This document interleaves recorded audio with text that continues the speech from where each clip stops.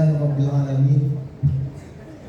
Wassalatu wassalamu ala asyrafil anbiya'i wal mursalin wa ala alihi wa ashabihi ajma'in, amma ba'd.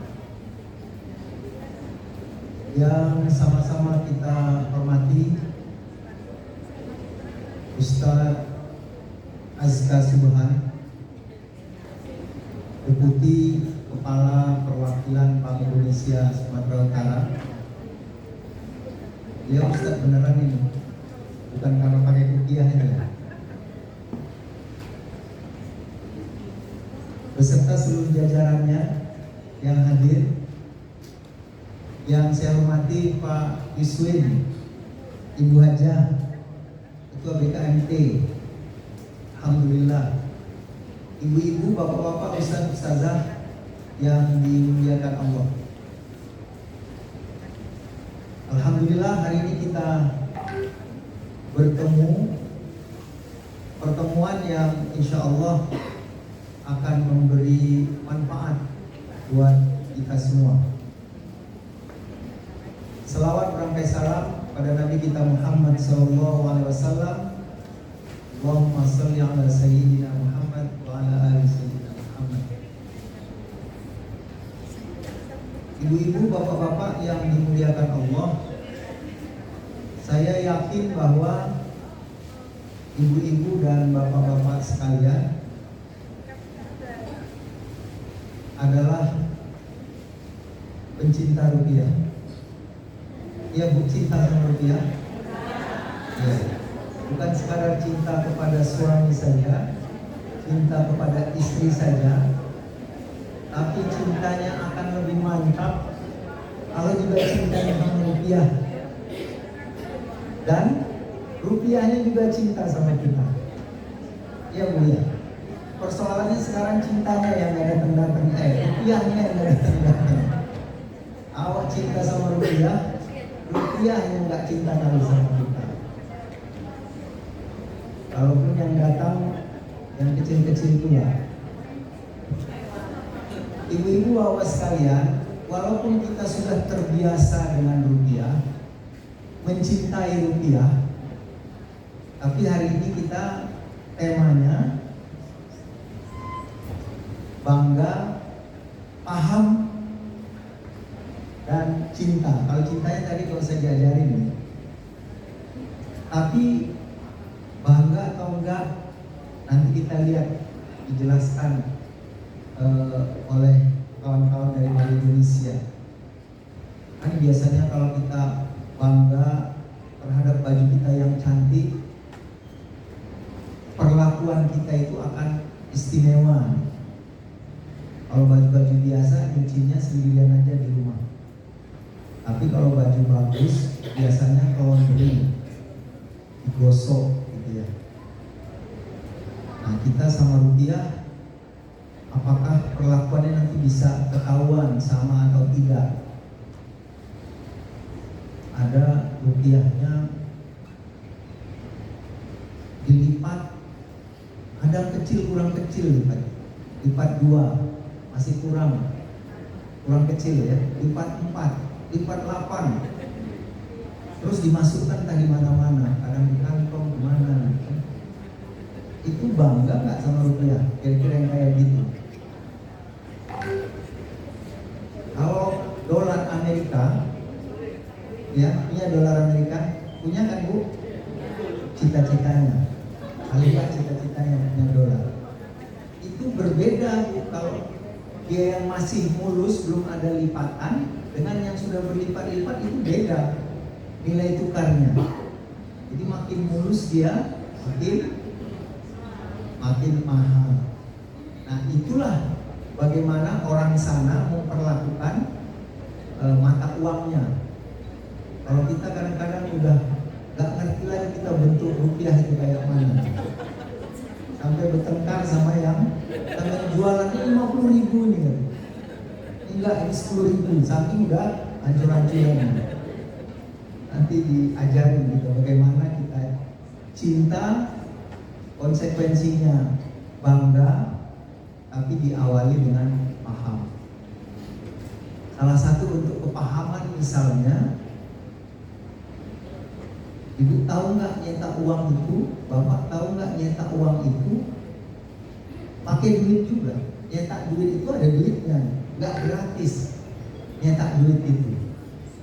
Jadi kalau uang yang kita pegang yang hadir di sini, mungkin 100-200 orang, uangnya semua memperlakukan sembarangan lalu rusak, berarti harus diganti dengan uang yang baru. Nah, untuk nyetak uang yang baru itu perlu uang. Kan sayang uangnya untuk nyetak uang. Kalau kita bisa menjaga uang yang kita miliki dengan baik, maka biaya kita untuk mengganti uang-uang yang rusak itu bisa kita minimalisir. Jadi jangan sembarang ini uangku ya suka hatiku lah. Padahal begitu dia rusak, gara-gara kita suka hati semua, maka kita harus mengeluarkan biaya yang besar untuk menggantinya, mencetak uang yang baru. Kemudian nanti kita juga bicara tentang KRIS, ya, sistem pembayaran digital. Walaupun mungkin sebahagian, jangan sampai di sini ada yang ketinggalan, nggak ngerti sistem pembayaran digital. Uangnya nggak nampak, tapi transaksinya jalan. Kemarin berdasarkan statistiknya, dengan sistem digital seperti ini sangat membantu ekonomi kita tetap berjalan. Karena orang pada takut ketemu kan, nanti takut kejangkitan COVID. Dengan sistem pembayaran digital yang diinisiasi oleh BI, kita nggak perlu ketemu, tapi transaksinya bisa berjalan. Ekonomi terus tetap bisa berjalan. Kalau ada yang nggak paham, insya Allah nanti hari ini menjadi paham. Ekonomi transaksi kita tidak terhambat lagi oleh ruang dan waktu. Kapan saja. Jadi kalau mau nyumbang nggak ada alasan. Nantilah ya kita ketemu bulan depan, insya Allah saya nyumbang. Sekarang nggak ada alasan lagi. Kalau memang betul mau nyumbang, hari ini punya niat nyumbang, dapat nanti barcode KRIS-nya atau nomor rekeningnya, maka saat itu juga kita bisa nyumbang. Jadi nggak ada alasan. Gara-gara nggak mau nyumbang, nantilah ya bulan depan kita ketemu.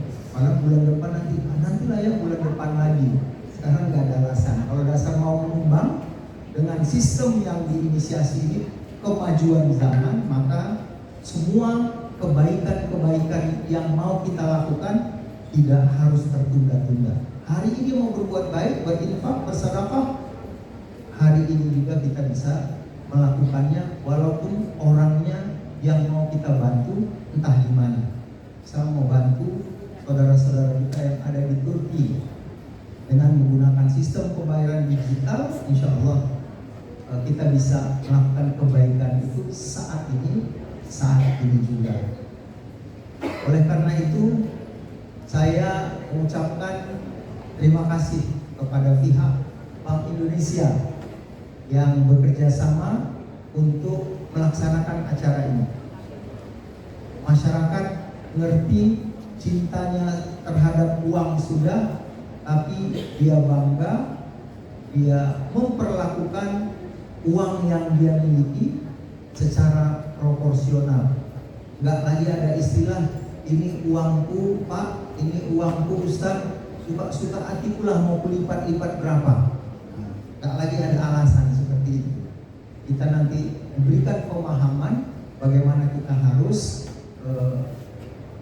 berinteraksi dengan rupiah kita itu tidak lagi seperti selama ini. Terakhir saya ingin mau menyampaikan bahwa kita sudah cinta rupiah, bekerja dengan keras untuk mencari rupiah. Nah, di antara tugas utama BI itu adalah menjaga stabilitas nilai rupiah itu. Tugas saya di Komisi 11 bersama-sama dengan BI. Mohon doa dan dukungannya agar bagaimana pemerintah Indonesia ini membangun ekonominya, menjaga stabilitas nilai rupiahnya itu bisa berhasil. Kalau tidak, nanti kerugiannya akan kembali kepada kita. Jadi walaupun hebat nanti cari rupiah, kalau pemerintah BI tidak kita dukung bersama-sama menjalankan tugasnya menjaga nilai rupiah itu, maka nanti kita capek-capek kerja tapi nilainya berkurang. Gimana itu pemahamannya? Contoh sederhananya gini Bu, tahun 70 ada yang ingat berapa harga beras 1 kilo? Belum lahir, kasihan. Belum lahir. Ya, saya hanya menggambarkan bagaimana kita harus kerja keras untuk menjaga itu semua. Tadi menjaga fisiknya, nanti tugas BI, pemerintah, anggota DPR menjaga nilainya jangan turun. Jadi tahun 70 harga beras itu 50 perak sekilo. Nah, sekarang kalau punya uang 50 perak, bisa nggak dapat sekilo beras? Harus berapa? Harus 13.000, 15.000. Artinya apa? Kita punya uang 15.000, tapi sesungguhnya kalau dibanding tahun 70, nilainya itu sudah jauh berkurang. Dulu cukup dengan 50 perak, sekarang harus 15.000. Nilainya turun. Jadi kita semua harus bekerja sama. Kalau nggak paham kali soal itu, nah ini kerjanya anggota DPR. Gimana caranya? Kalau bisa harga ini bisa pendapatan kita bertambah, tapi maunya harganya jangan ikut naik. Kira-kira gitu ya. Salah satu tugasnya adalah tugas anggota DPR untuk berjuang bagaimana agar bisa terjadi seperti itu, sehingga kalau ini yang pelaku-pelaku UMKM ini bekerja mendapatkan hasilnya itu betul-betul bisa dinikmati semuanya. Ini kan sekarang macam tadi ya, dia bekerja keras tapi hasilnya berkurang karena nilainya turun. Ibu-ibu, bapak yang dimuliakan Allah, terima kasih telah berkenan hadir di sini tadi. Secara fisik kita cerita ini nanti, insya Allah di waktu berikutnya kita akan membahas soal itu tadi. Kenapa uang kita turun, gitu ya? Nilainya turun, udah capek-capek kerja, meningkat pendapatan, tapi harga juga ikut naik, sehingga kenaikan pendapatan kita tidak memberi manfaat yang besar untuk meningkatkan kesejahteraan kita. Terakhir, terima kasih kepada semua pihak yang telah berkenan hadir pada acara ini. Sekali lagi harapannya memberikan manfaat ke depan terhadap rupiah.